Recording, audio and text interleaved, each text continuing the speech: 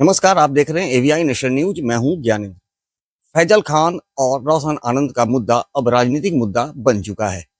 दरअसल कल ही रोशन आनंद जेल से छूटते ही सबसे पहले वो अपने अधिवक्ता निरंजन कुमार के पास जाते हैं और उनसे कई मुद्दों पर चर्चा करते हैं। अब इसके बाद अब नया रंग क्या लाने वाला है, ये तो आने वाला समय ही बताएगा। लेकिन इन तमाम मुद्दों पर अब राजनीति होने लगी है। अब जब कि विपक्षी पार्टियां हैं लगातार अब सीबीआई की जांच की मांग कर रहे हैं, चूंकि रोशन आनंद ने भी कल सीबीआई जांच की मांग किया था। लेकिन सरकार जो है, सरकार अभी फिलहाल इस पूरे मामले पर गंभीर नहीं दिख रही है, क्योंकि सरकार का कहना है कि हमारी पुलिस है इस पूरे मामले की जांच कर रही है। लेकिन इन तमाम मुद्दों को लेकर जब रोशन आनंद जब जेल से बाहर आते हैं, अपने अधिवक्ता निरंजन जी से मिलते हैं, तो फिर क्या कुछ वार्ता होती है, आगे क्या कुछ प्लानिंग होने वाला है, क्या कुछ उनकी मांगे है, किस तरह से अब जो खान सर के ऊपर शिकंजा कसा जाएगा, क्या तैयारी, इन तमाम चीजों को हम जानने का प्रयास करते हैं। अभी हमारे साथ निरंजन जी हैं, इनसे हम बात करेंगे। सर, रोशन आनंद जेल से छूटते हैं, सबसे पहले आपके पास आते हैं, कितने गंभीर बातें थी कि वो डायरेक्ट आपके पास आते हैं अपने भाई के शव को छोड़कर? उनका आने का एकमात्र कारण ये था कि जैसे ही वहां से छूटते हैं उनके साथ घटना घटती है। उनके जेल प्रेमाइसेज में है उनकी हत्या की प्रयास की गई थी खान के द्वारा। और उसी चूंकि वहां दो उसके गनर हैं, दो गार्ड्स हैं, उसी के द्वारा उनकी हत्या की प्रयास की गई थी। और उसी बीच में उनकी भाई की भी हत्या हो जाती है। उनकी संदिग्ध अवस्था में डेड बॉडी उनका पाया जाता है नेपाल में। तो ऐसी स्थिति में उन्होंने अपने आप को सेफ करने के लिए कि क्या मैं करूं कि मुझे न्याय मिले और मैं अपने आप को सेव भी कर सकूं, वही जानने के लिए वो हमारे पास आए थे। क्योंकि मुझे भी ऐसा लग रहा था कि जैसे वो जेल से निकलेंगे और उनको अपने भाई की डेड बॉडी के पास जाना है, फ्यूनरल सेरेमनी में पार्टिसिपेट करना है। लेकिन मुझे ये बात की पता नहीं थी, मैं बिल्कुल ही अनअवेयर था कि उनके साथ जेल प्रेमाइसेज में क्या घटना घटा और उनके जान मारने की हत्या की प्रयास कैसे की गई है, इससे बिल्कुल अननोन था। जब यहाँ पे आए तो हम लोगों ने बहुत सारे पहलू पे चर्चा किया, जो चीजें मैं अभी आपको मीडिया के माध्यम से नहीं बता सकता, क्योंकि जब भी कोई क्लाइंट होते हैं तो एडवोकेट्स क्लाइंट का प्रिविलेज कम्युनिकेशन होता है। फिर उसके बाद वो गए। लेकिन इतना मैं बता दूं आपको, खान का जो नेक्सस दिख रहा है वो इंटरनेशनल नेक्सस है। क्योंकि मुझे भी कभी कभी, और ये सारी चीजें चूंकि नेपाल में हत्या करना, यहाँ षड्यंत्र करके चेंज करके वहां तक जाना, संदिग्ध अवस्था में करना, ये बहुत बड़ी कहीं ना कहीं से ऐसा लगता है कि ये स्ट्रेटेजिकली इंजीनियर्ड प्रोसेस है। कहीं ना कहीं से इसमें जो मेडिकल से जो लोग जुड़े हुए हैं उसकी भी यहाँ पे संलिप्तता दिख रही है। बहुत बड़े डॉक्टर्स की संलिप्तता दिख रही, जो जिस तरह से उनकी मृत्यु कारित की गई है, और वो लोगों को ऐसा प्रतीत हो कि ये एक सामान्य मृत्यु है, ये हत्या नहीं है, ये कहीं ना कहीं से खान सर के द्वारा ये एक क्रिमिनल माइंड का एक बहुत बड़ा उपज हो सकता है। तो सुख का फायदा उठा रहे हैं। बिल्कुल, इसमें कहीं दो मत नहीं है। उन्होंने पावरफुल पॉलिटिकल पर्सन है, हिंदुस्तान नहीं पूरे वर्ल्ड में ग्लोबलाइज टीचर है वो, उनकी एक सबसे बड़ा फैन फॉलोइंग है। तो ये रसूख तो है ही, हर लोग उनके फैन है। मैं खुद बार बार अगेन एंड अगेन इसको रिपीट करता हूं कि इसके घटना के पहले मैं खुद उनका एक फैन रहा हूं। मुझे लगता था कि एक बहुत ही आदर्शवादी, लेकिन मुझे क्या पता था कि वो आदर्शवादी नहीं बल्कि बहुत ही बड़ा पाखंडी व्यक्ति है, जिन्होंने जो इस तरह का कृत्य कर सकता है। उन्होंने डायरेक्टली, मुझे तो आश्चर्य लग रहा, कहा कि मैंने अपने आंखों से 8 से 10 राउंड तो गोली चलते मैंने देखा, जबकि वो गोली खुद उन्होंने चलाई, कहा चलाओ मैं देख लूंगा। उन्होंने तो सीधे डायरेक्टली मर्डर करने के लिए बोला था, उसकी इंटेंशन था किल करने का। वो तो उनके गार्ड था जो उनको मारा नहीं, वरना एक वहां कई एक लाशें गिरे होती। रोशन सर आपसे मिले थे, तो क्या इसके पहले की भी कुछ बातें बताएं कि क्या उनका इंटेंशन था उनके साथ, क्या कुछ मामला था? क्योंकि जिस तरह से वो उन्होंने आरोप अब लगाना शुरू किया है कि फैजल खान के साथ ही जो उस पूरे जमीन के जो ऑनर हैं उनका भी नाम उन्होंने लिया है, तो क्या लगता है कि दोनों मिल करके रोशन आनंद को किसी तरह से प्रताड़ित कर रहे थे पूर्व से भी, या फिर एक सुनियोजित तरीके से इस तरह की साजिश की गई है? पूर्व से भी प्रताड़ित कर रहे हैं, सुनियोजित प्रताड़ित चलता आ रहा है।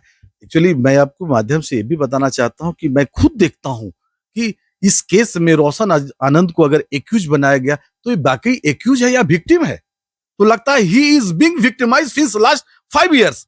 आप देखें कि पहले भी खान सर ने उन पे केस किया है, आज भी उन पे केस किया है, जबकि हर जगह वो इनोसेंट है, और पूरी तरह से कूटअप करके उन्होंने केस करके अपने रस्सू का यूज करके उनको जेल तक डलवाते। एक तरफ दूसरे भाई को जेल में, दूसरे उनकी हत्या का प्रयास करना, दूसरी भाई की सुनियोजित और एक षड्यंत्र कारित करके उनकी हत्या करवा देना। तो ये पूरी तरह से एक बहुत बड़ा इसमें एक ग्रुप काम कर रहा है, एक क्रिमिनल माइंड काम कर रहा है वहां पे, और इसी चीज को देखते हुए अपने आप को सेव करते हुए और न्याय के लिए हम लोग उन पे ये हत्या का भी आरोप लगाते हुए एक एफआईआर भी कर रहे हैं, क्योंकि हमारी एक ड्यूटी बनती है कि जो हमारे साथ हुआ है तो हम ये सारी बातों को पुलिस तक पहुंचाएं, रियल पिक्चर को रखें, पुलिस इन्वेस्टिगेशन करे, उस पर अप्रोप्रिएट एक्शन ले और त्वरित न्याय दिलवाए। सीबीआई जांच करवाने की मांग कर रहे हैं।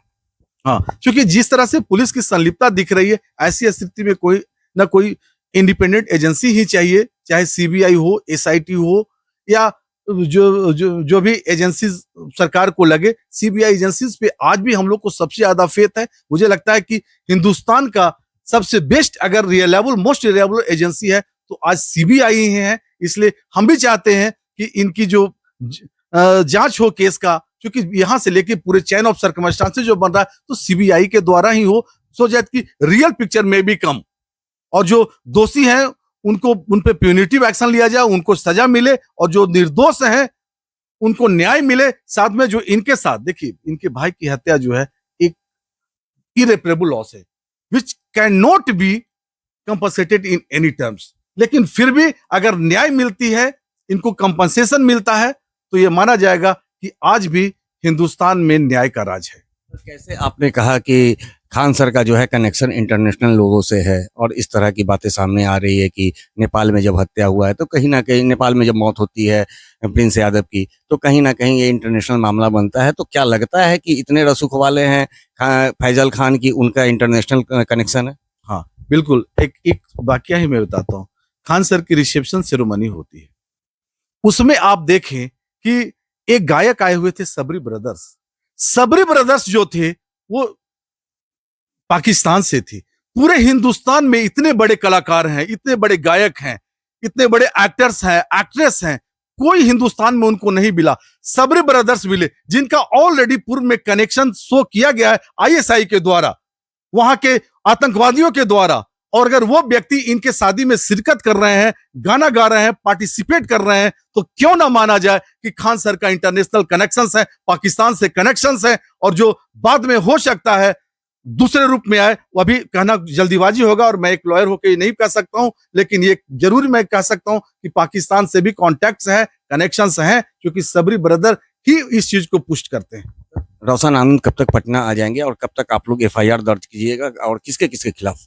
देखिए, ये तो हमारी प्रिविलेज है कि हम, चूंकि वो आने के बाद एक विशेष ये होता है, वो आए हैं कि नहीं है उस पर भी हम नहीं बताएंगे, लेकिन इतना एफआईआर तो आप लोग करेंगे। चूंकि इतना जरूर मैं बता दूं आपको कि वो जो है ऑलरेडी हम लोग आज रात को या कल तक एफआईआर हो जाएगी। तो जैसा कि आपने सुना, जो रोशन आनंद के अधिवक्ता हैं, उन्होंने साफ तौर पे कहा है कि जो एफआईआर है कई लोगों के खिलाफ होगा, चाहे वो फैजल खान हो या फिर उस मकान के ऑनर, ऐसे लोगों पर एफआईआर हो। उनके पुलिस के खिलाफ भी इनका आक्रोश है, और कहना है कि पुलिस की कार्यशैली पर भी लगातार सवाल उठते आ रहे हैं, और ऐसे में अब पुलिस को भी जांच के कटघरे में खड़ा किया जाएगा। अब देखना दिलचस्प होगा कि अब जब मामला दर्ज होता है तो उसके बाद पुलिस की क्या प्रतिक्रिया होती है, और पुलिस किस तरह से एक्शन में आती है। सहयोगी आनंद के साथ Gyanand Verma, AVI nation news, Patna.